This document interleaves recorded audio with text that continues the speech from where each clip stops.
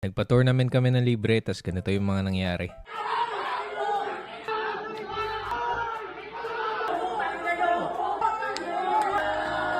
Namimiss na rin kasi namin yung gulo, tapos ito rin kasi talaga yung request ng mga customers. Pero bago matuloy ito, na-cancel talaga yung una namin plano. 4 lang kasi yung sumali. Mas mataas yung prices namin dun, pero parang ayaw nila ng may registration fee. Kaya nung na-cancel, gumawa ulit ako ng panibago. Tinanggal ko yung registration fee, tas ayun, sobrang dami nung sumali. Kaya ito, fast forward sa mismong araw ng tournament.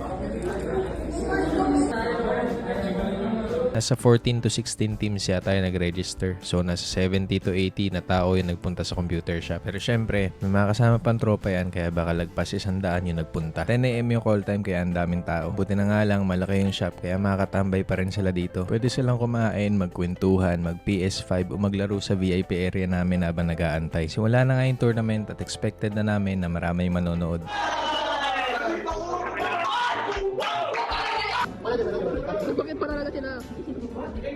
Tingin ko magkakakilala din naman yung mga sumali dito. Dahil sila lang din yung araw-araw na bumabalik para maglaro dito sa shop. Tropa na din naman ang mga staff namin, kaya kampante kami na kaya namin kontrolin yung crowd. Pero hindi talaga may iwasan yung ganito sa tournament.